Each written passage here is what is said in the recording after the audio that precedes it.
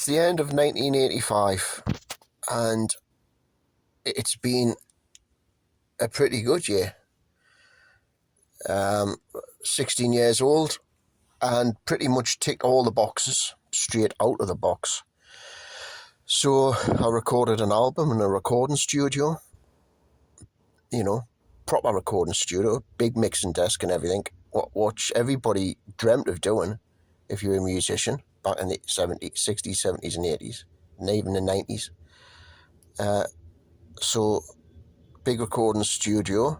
I went and toured Europe supporting Exodus and Venom, and played in big venues every night for 3 weeks, a month, whatever it was, and done all them rock and roll things that you imagine. Like, say, a 20-year-old would be having a whale of a time. Well, I was like 16, so it's like, for me, it was scary. It was scary as much as sort of having a whale of a time. So, which is obviously you're seeing all the prostitutes and, the sleazy lifestyle and, the rock and roll drunken mania behavior and, just trashing bars and all sorts of stuff, just everything, sort of all of that in 1 year. And I can't recollect when, or if it was the end of 85. I think it was the beginning of 1986. Now, 1986 was a different year altogether. In fact, the Atomkraft years, 85, 86, 87 and 88, 4 years, were completely different. Each year was a completely different experience, and also sort of a different band lineup, really. And the music was evolving as well, So in 86, Tony Dolan left the band. And what had happened was he wasn't happy with Eric, the manager of us, who was managing Venom as well. And, the drummer in Atomkraft was Jed Cook, so Jed Wolf. So Jed Wolf Cook was, part of that. And so was Abaddon as well, because Abaddon was just sort of tour managers. Abaddon, the drummer of Venom, was the sort of tour managers as well with us on the tour bus. And he was like that all the way through on the other tours we've done as well. And so I always felt with Atomkraft, like, I was sort of observing from in the middle, really. There was like, there was always a pulling to and fro between, the Dolan camp and the Jed and Eric camp, sort of like this pulling to and fro, who really was the band. I mean, there's so much I don't know that went on behind the scenes and everything, and so Tony Dolan leaves. Jed tells us Tony's left, right? And so now we get replacements. Jed sorts out replacements. So he got Swifty and Ian Davison Swift. Ian Swift, right? So, and I was impressed by this. One, because he was the singer from Avenger, and a year earlier, sort of year and a half earlier, me and Brian, the drummer, we'd been buying albums from Neat Records of Tyson Dog, Avenger, Raven, and Venom, and we're doing the research because we were wanting to get. We knew we had to get into Neat Records, and we wanted to know what the competition was. This is 14, 15-year-old kids not wanting to know what the competition is with the other bands, how good musicians were, how good the songs were, what the competition was. So when Jed says we've got Swifty, and I thought, oh, good, because I'd been listening to the Avenger album, for reference. And I thought he was a good singer, Swifty. I thought, oh, we're getting a proper rock star in. But I was even doubly impressed with Swifty because, again, he was older, but he had his car. He had this Saab, and it was like fucking, you know. I thought, God, this guy's hit the big time. You know, he's driving around in this Saab. You know, so rockstar in the band, great. And then there was a lad called Darren Cooper, who was a bass player, a local lad. He was like, he would have been 17, something like that. He was a year older than me, so I could breathe a sigh of relief that I was still the youngest in the band, type of thing. Because that sort of competition was there, like, you know, amongst, you know, other bands and all that. You'd look around and, you know, you'd want to see as a 16-year-old, 17-year-old, you want to know what the competition is with your exact age. Not anybody older didn't matter, you know. It certainly wouldn't have been anybody younger, because that would be just like odd, you know. So, you know, and that kicks up every now and again on the internet. You'll get like a sort of 12-year-old kid at a music festival flying up and doing the neck, but that's just very rare. That happens anyway. So Darren comes in. Get on with Darren fine. He's a fantastic bass player. We'll start rehearsing. And one was, I had some new sort of riffs, songs. Well, I would at this stage, I wasn't writing lyrics.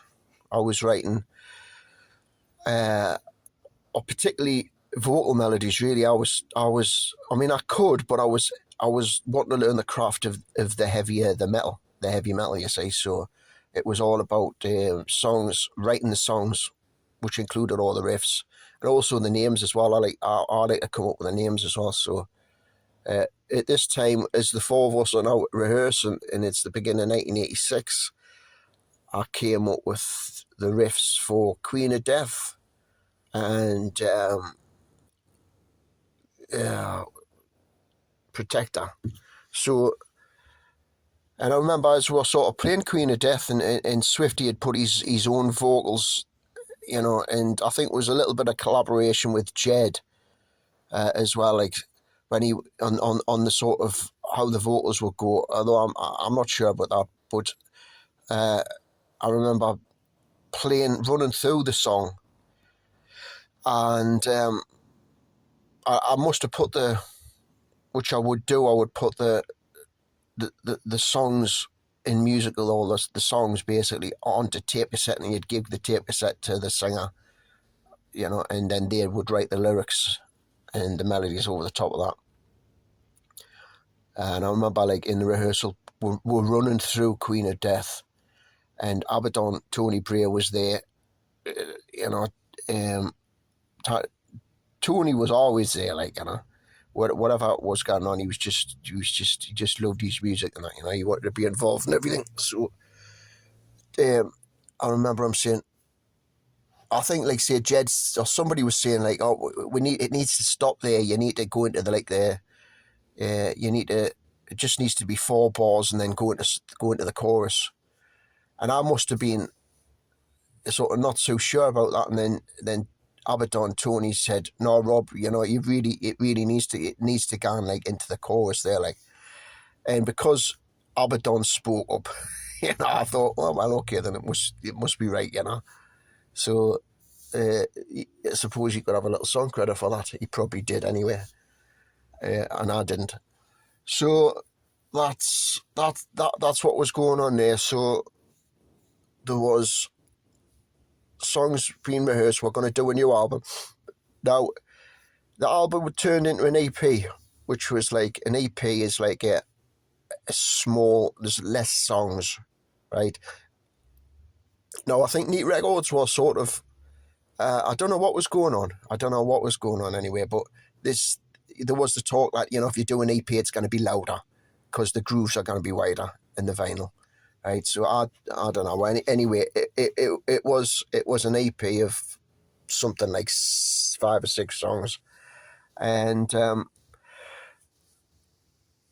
half the songs were what I'd co-written with Tony Dolan before he left, right? The album was going to be called Queen of Death, and I had an idea for a cover, and the cover would be a, derelict bedroom, like there's been a nuclear bomb gone off, right? And kind of like the Zep 4 cover, where you've got the picture on the wall on the front, and then when you open it up, you've got it's like a wall in a derelict block of flats. Well, it was along that lines, but on the front cover you could say everything was going on. So you would have the bedroom. It's been a kid's bedroom, and there's a guitar on the bed, and half the wall's missing, and in the background you can see, like, you know, where the nuclear bombs went off, and you know, everything's been flattened, and there's a poster hanging, you know, half ripped off the bedroom wall with the Atomkraft skull, and there's like sort of you know, rays of light coming from its eyes down onto the guitar, right? And but the little guitarist lad's nowhere to be seen. And I'd done a sketch of this, and I showed Jed it, and I thought it would have made a great cover. And Jed says, well, where's... He looked at it, he says, well, it's a guitar, is it? I says, yeah. He says, well, can it not be a drum? I says, well, you can be whatever you want, aye. So that wasn't going to happen. And like, you know, like a month later, when we recorded the album, I was stood in New Records in the office, and Jed comes up with the album cover that he must have had somebody commission. And he says, right, yeah, Rob, got the cover. And he showed us the cover. He says, what do you think, you know? And I says, it's shit. And he was like shocked, you know. He says, why? What's the matter with it? I says, well, it's a bit amateur, isn't it? You know, which it was, like, you know. But then, you know, a lot of artwork was like back then, like, you know. But I was it was a bit obvious. I mean, why was the crystal ball there? And I just thought it was naff, you know. But a lot of album covers were naff. A lot of logos were naff. I was looking at the Atomkraft logo. I mean, it's pretty. Yeah, the original sort of one's pretty basic, you know. I mean, you know, put it this way, Tony Dolan, at least he had a rule on it and a pencil, like. But you know, it's amazing in this world of AI what you can do now. Like, it doesn't make the music any better, like. So I thought my little idea would have been a better cover, but there you go. So that was that. But the music was good anyway.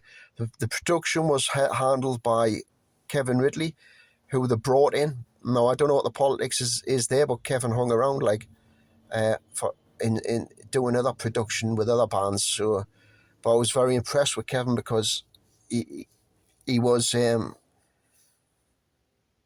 likeable, and he would listen, and he wouldn't be condescending, you know, even if you are young like I was. So you know, he wouldn't be condescending to me because I was young. In fact, and it was also, that was the same with Tony Bray as well, Abaddon. Like, he would be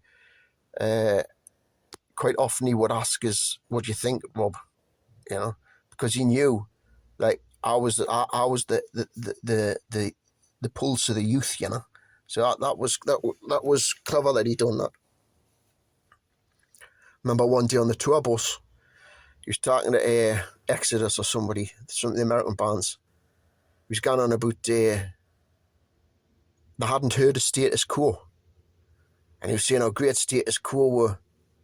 And then he looked to the American band, probably Exodus, and he looked at me. He says, Status Quo were great, weren't they, Rob? And I says, well, no, they were shit. The shit. And he was like fucking shocked. And he says, what do you mean the shit? I says, well, it's just the same thing, isn't it? It's just the same thing all the time. And that was, I think, Tony realising that, I think I might have made him feel a bit old in that moment.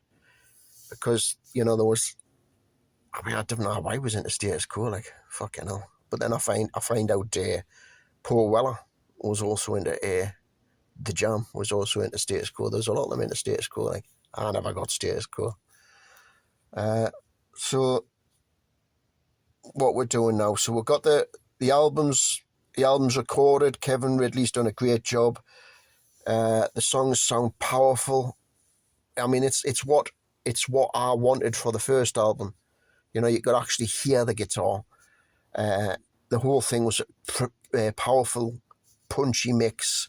Not much reverb, which is always a plus. You know, you start adding reverb on anything, and it just gets lost. I mean, that's rule number one. Like, you know, reverb doesn't make anything sound bigger. It makes it sound further away.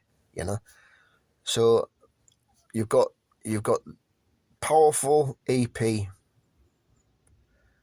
passable cover, and that gets released. There's a promise of an American tour. And all of that year, I kept on saying to Eric, the manager, when we're going to America, Eric, and he would always say, I'm working on it, Rob, I'm working on it. And we never went. Well, I did later on in life, like, but I made sure of that, like. So that's happening. All of that, the EP comes out, it gets guns down really well. Kerrang liked it a lot.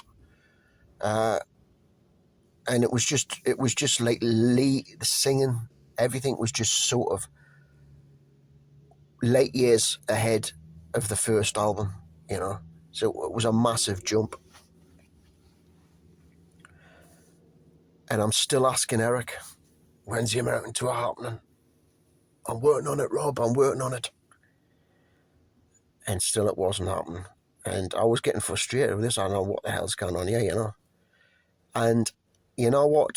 Is that 4-piece, Rob Mathew guitars, Ian Swift vocals, Jed Wolf drums, DC Rage, Darren Cooper bass, you know, shit hot, like, great 4-piece. And I'm thinking, well, where's the gigs, you know? We didn't even gig as our 4-piece. We didn't even do one gig as our 4-piece. And then Jed says to us, probably about the autumn of '86, after this great album that came out, but there'd been no gigs named out. Jed says, oh, I've got some news for you. Oh, what's that? Tony Dolan's back in the band.